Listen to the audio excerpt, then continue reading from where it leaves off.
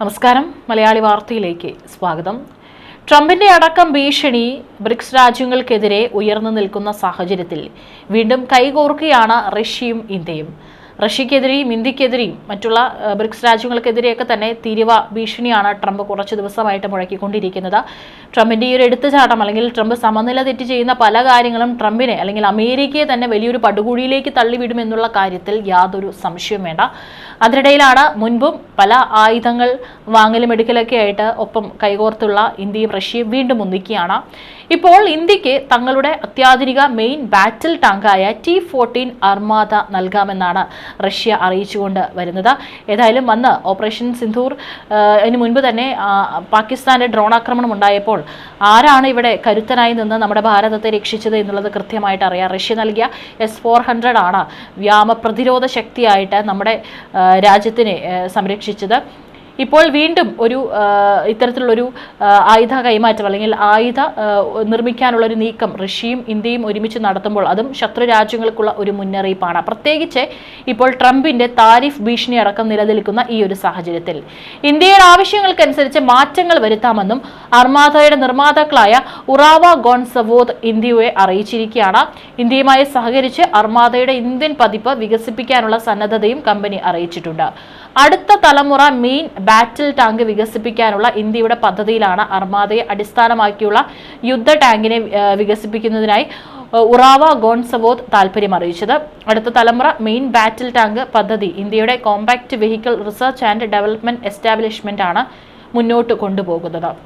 ഇവരുമായി ചേർന്നോ അല്ലെങ്കിൽ ഇന്ത്യയിലെ മറ്റ് സ്വകാര്യ പ്രതിരോധ കമ്പനികളുമായി ചേർന്നുള്ള സംയുക്ത പദ്ധതിക്ക് ഉറാവ ഗോൺസവോദ് സന്നദ്ധമാണ്. ഇന്ത്യയുടെ മേക്ക് ഇൻ ഇന്ത്യ നയത്തിന്റെ ഭാഗമായി ടാങ്കിന്റെ ഉൽപ്പാദനം ഇന്ത്യയിൽ തന്നെ നടക്കും.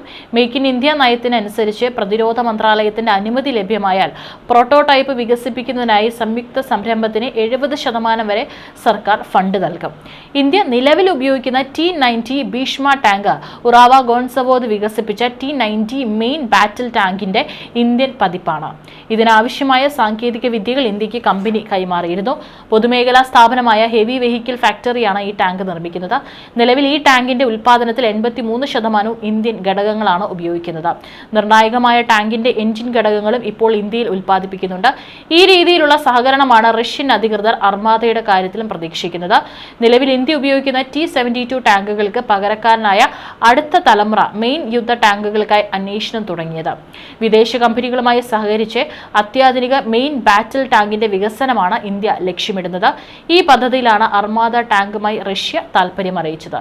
1500 കുതിരശക്തി കരുത്ത് ഉൽപ്പാദിപ്പിക്കുന്ന 12N360 ഡീസൽ എഞ്ചിനാണ് ഈ ടാങ്കിൽ ഉപയോഗിക്കുന്നത്. ഇന്ത്യയിലെ സാഹചര്യങ്ങൾക്ക് അനുയോജ്യമായ എഞ്ചിനാണ് ഇതെന്നാണ് ഉറാവ ഗോൺസവോദ് അവകാശപ്പെടുന്നത്. 12 ഗിയർ പവർ ട്രാൻസ്മിഷനാണ് ടാങ്കിലുള്ളത്. പരമാവധി 80 കിലോമീറ്റർ വേഗതയിൽ ഇതിന് സഞ്ചരിക്കാനാകും. ഇന്ധനം നിറച്ച് 500 കിലോമീറ്റർ ദൂരം സഞ്ചരിക്കാം. മെയിൻ ബാറ്റിൽ ടാങ്കുകളിൽ കരുത്തനെന്നാണ് അർമാദയെ വിലയിരുത്തുന്നത്. ഇതിന്റെ രൂപകൽപ്പന തന്നെ ആക്രമണങ്ങളെ പ്രതിരോധിക്കുന്നതാണ്. 3 പേർക്കാണ് ഇതിൽ സഞ്ചരിക്കാനാകുക. ടാങ്കിന്റെ മുകൾ ഭാഗത്തുള്ള പീരങ്കി ഭ്രമണ സ്ഥൂലം നിയന്ത്രിക്കുന്ന ആളിനെ പുറത്തുനിന്നുള്ള ആക്രമണങ്ങളിൽ നിന്ന് സംരക്ഷിക്കാനായി പ്രത്യേക അറയുണ്ട്. സാധാരണ ടാങ്കുകളിൽ ഇവർക്ക് പുറത്തേക്ക് ഉയർന്നു നിൽക്കുന്ന തരത്തിലാണ് ഇരിക്കാൻ കഴിയുക. കമ്പ്യൂട്ടറൈസ്ഡ് ഫയർ കൺട്രോൾ സംവിധാനം ആക്രമണ സമയത്ത് ഇതിന്റെ നിയന്ത്രണം അനായാസമാക്കുന്നു. 125 AM പീരങ്കിയാണ് ഇതിന്റെ മുകളിൽ ഉണ്ടാവുക. ലേസർ ഗൈഡഡ് മിസൈലുകളെ വരെ ലക്ഷ്യസ്ഥാനത്തേക്ക് അയക്കാൻ സഹായിക്കുന്ന പീരങ്കിയാണിത്. ഇതിനൊപ്പം ടാങ്ക് വേദ മിസൈലുകളും പ്രയോഗിക്കാം. ഇതിന്റെ ഭാവി പതിപ്പുകളിൽ 152 mm പീരങ്കികളാകും ഉപയോഗിക്കുക. ഇതിനൊപ്പം 12.7 mm code machine gun, 7.62 mm PKTM machine gun എന്നിവയാണ് മറ്റ് ആയുധങ്ങൾ. ഭാരം കുറഞ്ഞതും ബലമേറിയതും കഠിനമായ താപത്തെ പ്രതിരോധിക്കുന്നതുമായ 44 SSV SH സ്റ്റീൽ സെറാമിക് എന്നിവയുൾപ്പെടെ ഉപയോഗിച്ച് നിർമ്മിച്ച് compost armour, explosive reactive armour എന്നിവ ഉപയോഗിച്ചാണ് പുറം കവചം ഒരുക്കി. ആക്രമണങ്ങളിൽ നിന്ന് ഉള്ളിലുള്ളവരെ സംരക്ഷിക്കാൻ ഈ സംവിധാനം സഹായിക്കും. ടാങ്കിന് നേരെ വരുന്ന മിസൈലുകൾ, പീരങ്കി ഷെല്ലുകൾ എന്നിവയെ കണ്ടെത്തി പ്രതിരോധിക്കാൻ സജ്ജമാക്കുന്ന അഫ്ഗേറ്റൻ ഹാർട്ട് കിൽ എന്ന ആക്റ്റീവ് പ്രൊട്ടക്ഷൻ സംവിധാനവും അർമാദയ്ക്കുണ്ട്. ശത്രുക്കളുടെ നിരീക്ഷണ സംവിധാനങ്ങളെ കബളിപ്പിക്കാൻ സാധിക്കുന്നതിനാൽ നേരിട്ടുണ്ടാകുന്ന ആക്രമണങ്ങളെ വളരെയധികം ഒഴിവാക്കാനാകും. ഉള്ളിലുള്ള ആയുധങ്ങളിൽ നിന്ന് വേർതിരിക്കാവുന്ന തരത്തിൽ ഇതിനുള്ളിലെ ക്രൂവിന് പ്രത്യേകം അറകളാണുള്ളത്. ടാങ്കിനെ നിയന്ത്രിക്കുന്ന ആളിനെ ചുറ്റുമുള്ള സാഹചര്യങ്ങൾ അറിയാൻ ക്യാമറ, സെൻസർ സംവിധാനങ്ങളുണ്ട്. ടാങ്കിന് ചുറ്റും എതിരാളികളുടെ റഡാറുകളിൽ പതിയാതിരിക്കാൻ റഡാർ തരംഗങ്ങളെ ആഗിരണം ചെയ്യുന്ന പ്രത്യേക കോട്ടിങ്ങും ഉണ്ടാകും. കമാൻഡ് പോസ്റ്റുമായി സുരക്ഷിതമായ ആശയവിനിമയം നടത്താനും പ്രത്യേക സംവിധാനമുണ്ട്.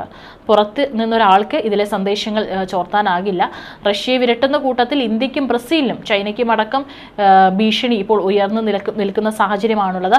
ഈ ഒരു ഘട്ടത്തിൽ കൂടിയാണ് ഇപ്പോൾ റഷ്യയുമായി ഇന്ത്യ വീണ്ടും കൈകോർക്കുന്നത്. ഇതൊക്കെ തന്നെ ഇന്ത്യയും റഷ്യയും ബ്രിക്സ് രാജ്യങ്ങളെയും വിരട്ടുന്ന പല കേമന്മാർക്കുമുള്ള ഒരു മുന്നറിയിപ്പാണ് എന്ന് തന്നെ വേണമെങ്കിൽ പറയാം. ഏതായാലും റഷ്യൻ പ്രസിഡന്റ് വ്ളാഡിമിർ പുടിനെ വിളിച്ച് റഷ്യ യുക്രൈൻ സമാധാന ചർച്ചകളെക്കുറിച്ച് ഗൗരവമായി ആലോചിക്കാൻ പറയണമെന്ന ആവശ്യം നാറ്റോ മുന്നോട്ട് വെച്ചിട്ടുണ്ട്. അതായത് നാറ്റോ ഒരു ഭീഷണിയാണ് ഇപ്പോൾ മുഴക്കുന്നത്. അത് റഷ്യക്ക് മാത്രമല്ല, റഷ്യയോടൊപ്പം നിൽക്കുന്ന ഇപ്പോൾ ഇന്ത്യ അടക്കം റഷ്യയുമായിട്ട് എത്രത്തോളം സഹകരണത്തിലാണ് പോകുന്നത് എന്നുള്ളതൊക്കെ തന്നെ അമേരിക്കയും നാറ്റോയും വിറപ്പിക്കുന്നുണ്ട്. ഭാവിയിൽ ഒരു വമ്പൻ ശക്തിയായി ഇന്ത്യ വളർന്നു വരുമോ എന്നുള്ള പേടിയും അമേരിക്കയ്ക്കുണ്ട്. അതുകൊണ്ടാണ് അമേരിക്ക ഇപ്പോൾ ഇന്ത്യക്കെതിരെ ഈ ഒരു തീരുവ ഭീഷണി അടക്കം മുഴക്കിക്കൊണ്ടിരിക്കുന്നത്. ഏതായാലും അല്ലാത്ത പക്ഷം 3 രാജ്യങ്ങൾക്ക് വലിയ തിരിച്ചടി ഉണ്ടാകുമെന്നൊക്കെയാണ് മുന്നറിയിപ്പ് നൽകിയിരിക്കുന്നത്. ഏതായാലും റഷ്യയുടെ കൂടെ ചേരാൻ സാധ്യതയുള്ള രാജ്യങ്ങളെയെല്ലാം ഒതുക്കുക എന്ന അമേരിക്കൻ തന്ത്രമാണ് ഇപ്പോൾ പിന്നിൽ. മറ്റൊരു തരത്തിൽ പറഞ്ഞാൽ അമേരിക്കയെ സംരക്ഷിക്കാനുള്ള മുൻകൂർ ജാമ്യ തന്ത്രമായി ഇതിനെ വിലയിരുത്താം. റഷ്യ അമേരിക്കയുടെ ഈ ഉപരോധങ്ങളെല്ലാം നിഷ്പ്രയാസം മറികടക്കും. വർഷങ്ങളായി കടുത്ത ഉപരോധങ്ങൾ നേരിടുന്ന ഇറാൻ, ഉത്തര കൊറിയ പോലുള്ള രാജ്യങ്ങൾ തന്നെ ഉദാഹരണം. അമേരിക്കയുടെ കടുത്ത ഉപരോധങ്ങൾ നേരിട്ടും ലോക രാഷ്ട്രീയത്തിൽ തങ്ങളുടെ സ്ഥാനമുറപ്പിക്കാൻ ഈ രാജ്യങ്ങൾക്ക് കഴിഞ്ഞിട്ടുണ്ടെങ്കിൽ റഷ്യയെ പോലൊരു ശക്തിയെ അമേരിക്കൻ തന്ത്രങ്ങൾ ഒരു തരത്തിലും ബാധിക്കാൻ പോകുന്നില്ല. അതേ നിലപാട് തന്നെയാണ് ഇന്ത്യയും തുടർന്നുകൊണ്ടിരിക്കുന്നത്.